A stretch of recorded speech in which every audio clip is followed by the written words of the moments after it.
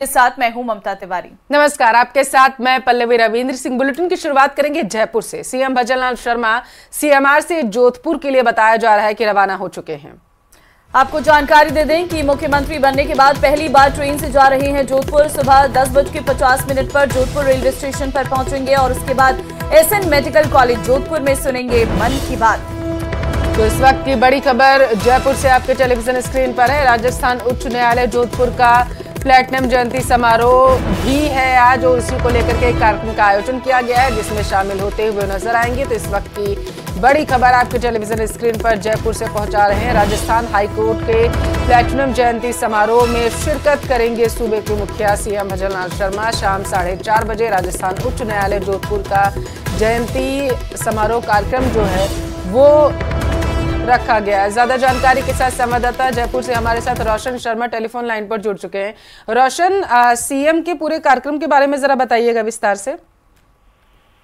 देखिए, प्रधानमंत्री मोदी का आज जोधपुर दौरा है, ऐसे में मुख्यमंत्री भजनलाल शर्मा उनकी अगवानी के लिए जयपुर से रवाना हो चुके हैं। मुख्यमंत्री बनने के बाद में पहली बार मुख्यमंत्री भजनलाल शर्मा ट्रेन से जयपुर से जोधपुर के लिए रवाना हुए हैं। करीब मुख्यमंत्री 10:50 के ऊपर जोधपुर रेलवे स्टेशन पर उतरेंगे। इस बीच मुख्यमंत्री भजनलाल शर्मा का जगह जगह भाजपा कार्यकर्ताओं की ओर से रेलवे स्टेशन के ऊपर स्वागत किया जाएगा। चाहे बात की जाए नावा स्टेशन, कुचामन स्टेशन, तमाम जो रूट के अंदर जो स्टेशन जो पड़ने वाले हैं उन तमाम स्टेशन के ऊपर स्वागत किया जाएगा। इसके बाद में मुख्यमंत्री 11 बजे करीब एसएन मेडिकल कॉलेज है, यहाँ पर जाएंगे। यहाँ पर जो प्रधानमंत्री मोदी की ओर से जो मन की बात कार्यक्रम प्रसारित होता है उसके अंदर हिस्सा लेंगे और इसके बाद में सर्किट हाउस जाने का कार्यक्रम है। इस दौरान मुख्यमंत्री भजनलाल शर्मा जोधपुर के अंदर जो वहाँ के जो स्थानीय नेता है उनसे मुलाकात करेंगे। इसके बाद में करीब 4 बजे मुख्यमंत्री भजनलाल शर्मा हवाई पट्टी के लिए जाएंगे, जहां पर प्रधानमंत्री मोदी की अवगानी करेंगे।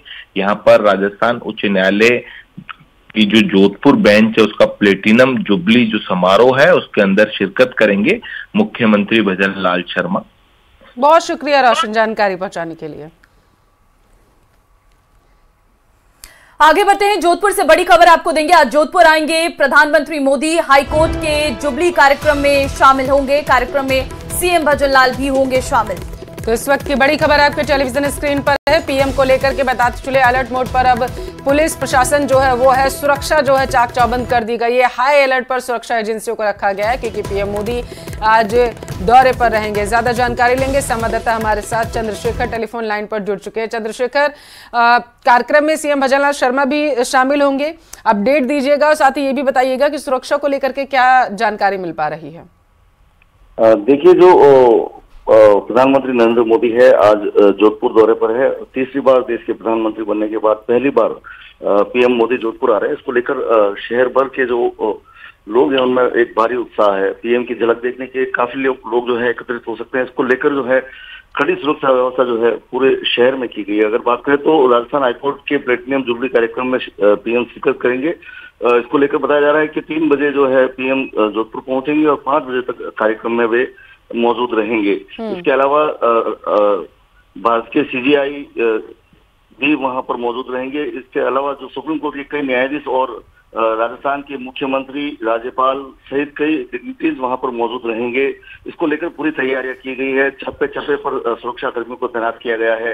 राजस्थान हाईकोर्ट परिसर के चारों तरफ जो है एक कड़ा सुरक्षा घेरा बनाया गया है। जी ठीक है, बिल्कुल चंद्रशेखर, सुरक्षा व्यवस्था भी कड़ी है। ऐसे में कितने बजे तक प्रधानमंत्री पहुंच जाएंगे?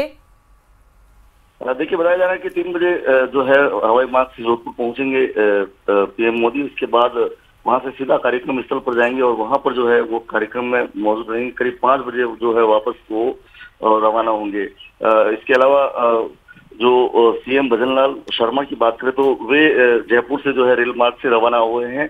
करीब 11 बजे जोधपुर पहुंचेंगे, जहां से मेडिकल कॉलेज में कार्यक्रम में शिरकत करेंगे। 11:30 बजे पीएम के मन की बात कार्यक्रम में शिरकत करेंगे। इसके अलावा मोदी की अगवानी करने के लिए वे एयरपोर्ट जाएंगे और उसके बाद जो है ठीक है, बड़ा कार्यक्रम है, ऐसे में पूरी तैयारियां। चंद्रशेखर, बहुत धन्यवाद आपका तमाम जानकारी देने के लिए।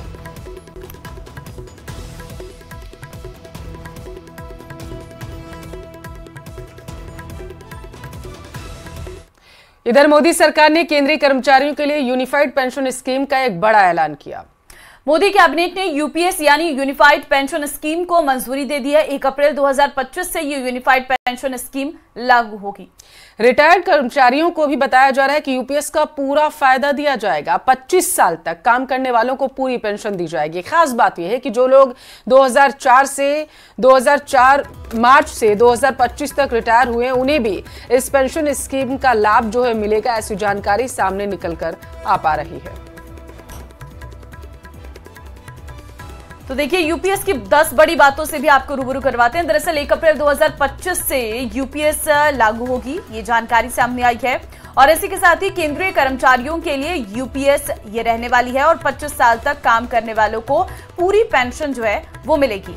तो 10 बड़ी बातें कौन सी हैं वो हम आपको ग्राफिक्स के जरिए बता रहे हैं। बेसिक सैलरी का 50% निश्चित जो है पेंशन के रूप में मिलेगा। कर्मचारी की मौत के बाद उनकी पत्नी को 60% दिया जाएगा उसका। और यूपीएस में सरकार का योगदान 18.5% रहेगा। यूपीएस में कर्मचारी का योगदान 10% रहेगा। ऐसी जानकारी है। कर्मचारी के लिए यूपीएस या एनपीएस दोनों विकल्प खुले तौर पर रखे गए हैं। रिटायर्ड कर्मचारियों को भी यूपीएस का फायदा दिया जाएगा। तो इस वक्त की बड़ी खबर आपके टेलीविजन स्क्रीन पर है। तो वहीं प्रधानमंत्री नरेंद्र मोदी ने एक्स पर पोस्ट भी किया है, जिसमें पीएम ने कहा है कि देश की प्रगति के लिए कठिन परिश्रम करने वाले सभी सरकारी कर्मचारियों पर हमें गर्व है। यूनिफाइड पेंशन स्कीम यानी कि यूपीएस इन कर्मचारियों की गरिमा और आर्थिक सुरक्षा को सुरक्षित करने वाली है। यह कदम उन्होंने कहा है कि उनके कल्याण और सुरक्षित भविष्य के लिए हमारी सरकार की प्रतिबद्धता को भी साफ तौर पर दर्शा रहा है।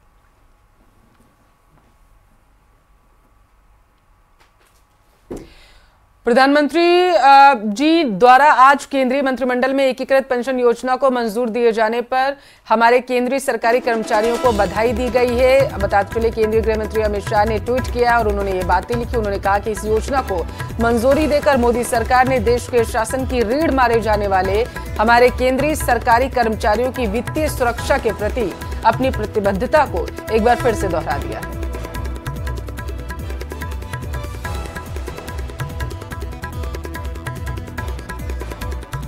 आज यूनिफाइड पेंशन स्कीम अप्रूव हुई है। ये स्कीम केंद्र सरकार के करीब 23 लाख कर्मचारी, करीब 23 लाख एम्प्लॉयज हैं, उनको इसका बेनिफिट मिलेगा। ऑप्शन रहेगा, कोई अगर एनपीएस में रहना चाहे तो एनपीएस में रह सकता है, यूपीएस में ऑप्ट करना चाहे which is naturally a very attractive scheme, तो उसमें ऑप्ट कर सकता है। प्लस राज्य सरकारें अगर इसी फ्रेमवर्क को, इसी आर्किटेक्चर को यूज करना चाहे तो राज्य सरकारें भी इस आर्किटेक्चर को यूज कर सकती है। अगर राज्य सरकार के कर्मचारी भी इसमें शामिल होते हैं तो करीब 90 लाख के आसपास टोटल कर्मचारी इसका बेनिफिट मिलेगा। कांग्रेस और एनसी में हुए गठबंधन को लेकर सीएम भजनलाल शर्मा ने कांग्रेस पर तीखा हमला बोला है। सीएम भजनलाल शर्मा ने कांग्रेस से 10 सवाल पूछे। क्या वह जम्मू कश्मीर में फिर से धारा 370 लाना चाहती हैं? आप रिपोर्ट में समझिए पूरा मामला। हम कांग्रेस से पूछना चाहते हैं कि कांग्रेस आज उस नेशनल कॉन्फ्रेंस के साथ चुनाव लड़ने जा रही है जिसने कहा कि अगर वो सत्ता में आए तो धारा 370 और 35A को बहाल करेंगे। तो क्या कांग्रेस नेशनल कॉन्फ्रेंस से सीमित है क्या, सहमत है क्या? वो उससे सहमत है क्या नेशनल कॉन्फ्रेंस से? तो ये जवाब भी उनको देना चाहिए। धारा 370 के चलते देश के हजारों नागरिक और वीर जवान कश्मीर में बलिदान हुए थे और उस बलिदानियों में राजस्थान के वीरों की बहुत बड़ी संख्या थी, जिन्होंने मां भारती के लिए और हमारे कश्मीर मुकुट के लिए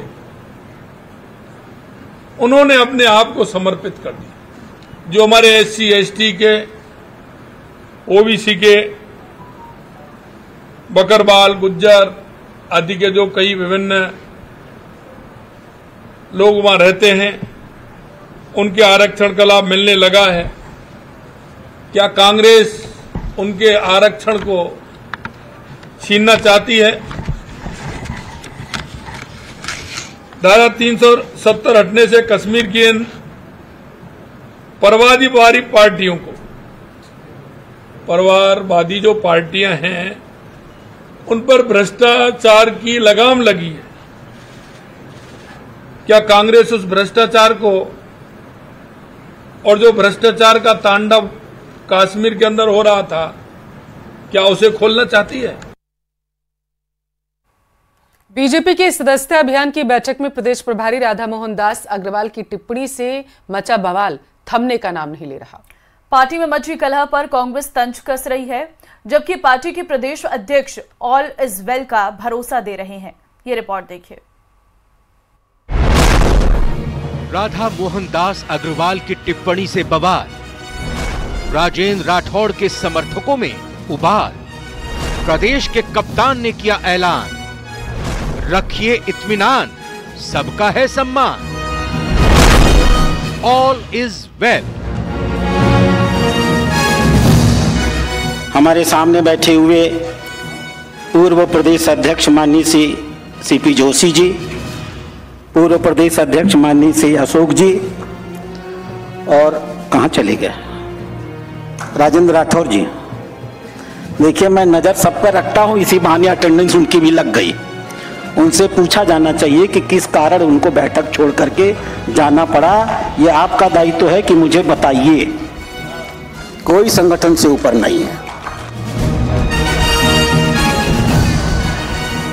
प्रदेश बीजेपी में सब ठीक नहीं चल रहा, ये हम नहीं बल्कि तस्वीरें कह रही हैं। बीजेपी के सदस्यता अभियान की बैठक में कई सीनियर नेता, मंत्री और विधायक गायब रहे, तो प्रदेश प्रभारी राधा मोहन दास अग्रवाल ने क्लास ले ली।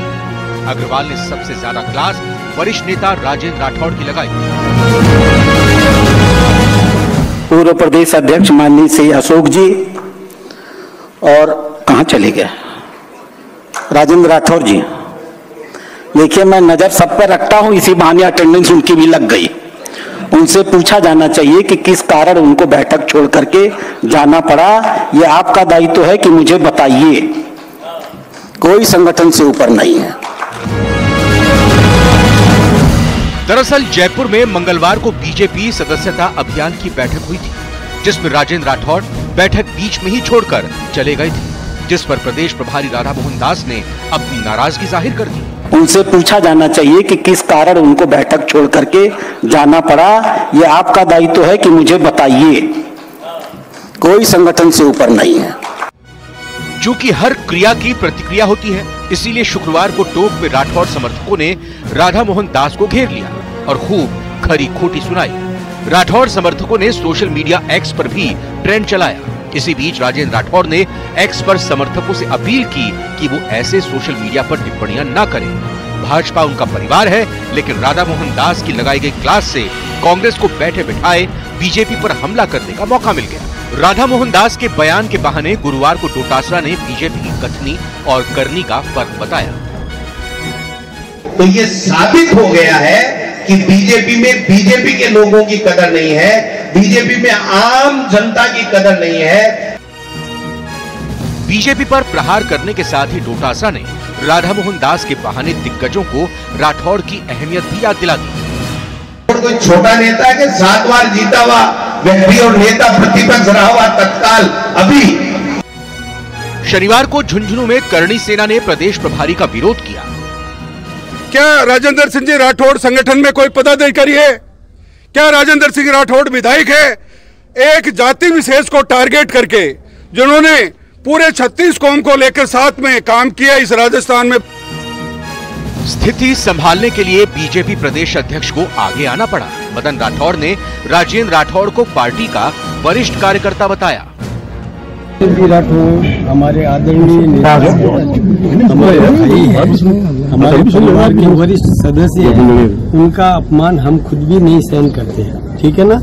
हमारे बहुत वरिष्ठ कार्यकर्ता है, और राजेंद्र जी ने खुद में भी ट्वीट किया है कि भाजपा है तो हम हैं। इसलिए आप एक मिनट, मेरी रोजाना बात होती रहती है और हम तो आपस में इतने भाई की तरह, मैं छोटा हूँ उनसे तो मेरे बड़े भाई हैं। लोकसभा चुनाव में 11 सीटों पर हार के बाद से ही प्रदेश बीजेपी में एकजुटता को लेकर बीजेपी आलाकमान को जूझना पड़ रहा है। प्रदेश में नए प्रभारी और नए अध्यक्ष की नियुक्ति के बाद कोशिश की जा रही है कि सभी नेता एकजुट रहकर उनकी अगुवाई में काम करें। देखना है कि आलाकमान अपनी कोशिश में किस हद तक कामयाब होता है, क्योंकि पार्टी के सामने नई चुनौती 6 विधानसभा सीटों पर होने वाले उपचुनाव भी है। Bureau report, news 18 Rajasthan.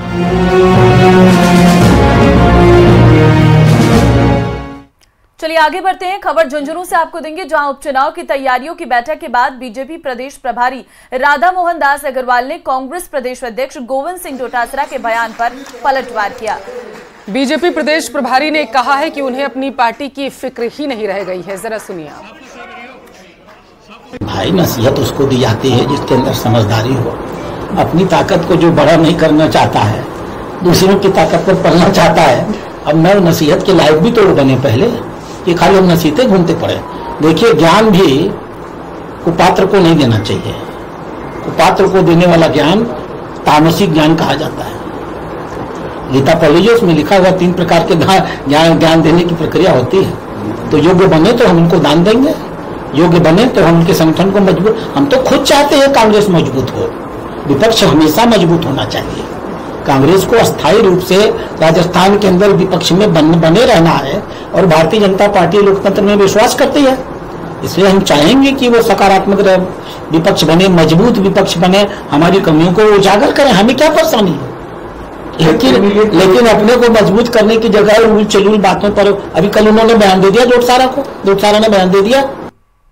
Kota से बड़ी खबर है, ज्वेलर्स पर हमला करने वाले आरोपी को गिरफ्तार कर लिया गया और पुलिस ने 2 इनामी आरोपियों को पकड़ा है। दोनों पर 7,000 के इनाम का आरोप था और इनामी आरोपी थे ये। अपनी ही मालिक को सबक सिखाने के लिए इन्होंने सुपारी दी। तो बड़ी खबर आपके टेलीविजन स्क्रीन पर है। बता चले, नौकरों ने 50,000 की सुपारी दी थी। कैथूनी पोल थाना पुलिस अब मामले की जांच में जुटी हुई है। पूछताछ की प्रक्रिया को आगे बढ़ा दिया गया है और उम्मीद की जा रही है कि पूछताछ में कई बड़े खुलासे हो सकते हैं। तो ज्वेलर्स पर हमला करने वाले आरोपी इस वक्त पुलिस की गिरफ्त में है और इनसे पूछताछ की जा रही है।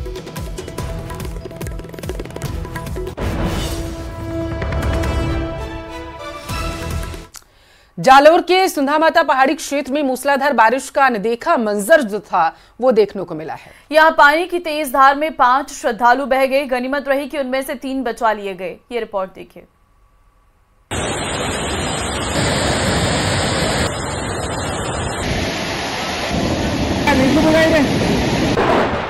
सुंधा माता पहाड़ी क्षेत्र में बारिश मूसलाधार।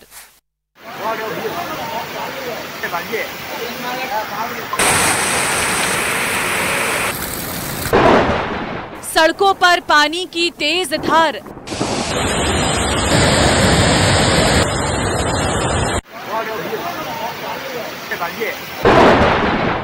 जालौर पर जल प्रहार।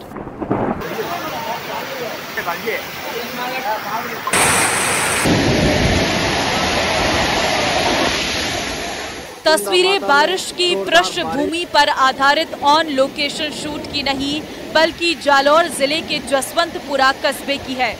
सैलाब का गदर श्रद्धालुओं को हैरान कर रहा।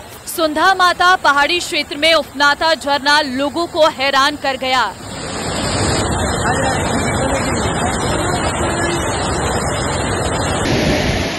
सुंधा पहाड़ पर मां चामुंडा का 900 साल प्राचीन मंदिर है।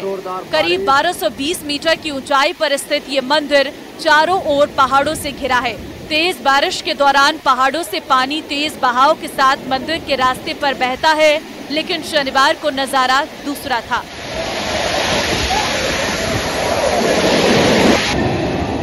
एक शख्स लहरों में लापता हो गया। तेज बारिश से लोगों की आवाजाही पूरी तरह से बंद हो चुकी है। बारिश की वजह से सुंधा माता तीर्थ स्थल जलमग्न हो चुका है। पानी ने लोगों को बंधक बना लिया है। गौरतलब है कि बरसात में कुदरत की गोद में बसे मंदिर क्षेत्र की खूबसूरती देखते ही बनती है। जिसे निहारने के लिए बड़ी संख्या में जालौर के आसपास और गुजरात से श्रद्धालु सुंधा माता मंदिर पहुंचते हैं। मूसलाधार बारिश के बाद पुलिस ने एहतियात के तौर पर पर्यटकों को पानी से दूर रहने की चेतावनी दी है। वहीं सूचना के बाद जालौर एसपी के भी सुंधा माता पहुंचने की खबर है।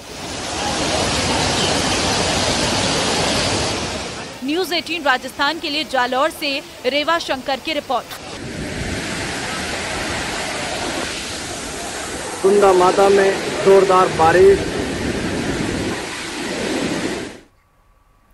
जन्माष्टमी के महापर्व को लेकर राजधानी में तैयारियां जोरों पर है। आराध्य देव गोविंद देव जी के अलावा अक्षय पात्र इस्कॉन में भी विशेष तैयारी की गई है।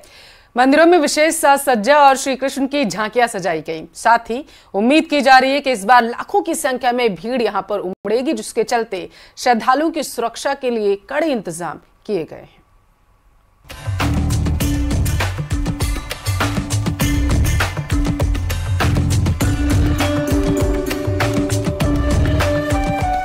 ये है जयपुर का गोविंद देव जी मंदिर, जहां कृष्ण जन्माष्टमी की तैयारियां जोरों पर चल रही हैं।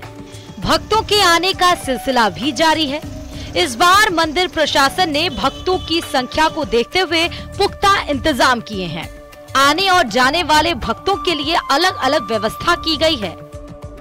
जन्माष्टमी के महापर्व को लेकर राजधानी में तैयारियां जोरों पर है। इस वक्त आराध्य देव गोविंद देव जी के मंदिर में मैं मौजूद हूं, जहां आपको दिखाऊंगी कि आखिर जन्माष्टमी के महापर्व की तैयारियां कितनी जोरों शोरों से यहां पर चल रही है। जी हां, मंदिर प्रशासन की ओर से लगभग सारी तैयारियां पूरी है। बैरिकेडिंग कर दी गई है। महिला पुरुष के लिए अलग तरीके से लाइन बनाई गई है। प्रवेश द्वार और एग्जिट द्वार अलग अलग रखे गए हैं। उसके अकॉर्डिंग सुरक्षा के इंतजाम भी यहाँ पर किए गए हैं, जिससे कि यात्रियों को किसी भी तरीके की कोई परेशानी ना हो, श्रद्धालुओं को कोई परेशानी ना हो। जन्माष्टमी के दिन गोविंद देव जी मंदिर के मुख्य द्वार और निकास द्वार पर शहनाई वादन होगा।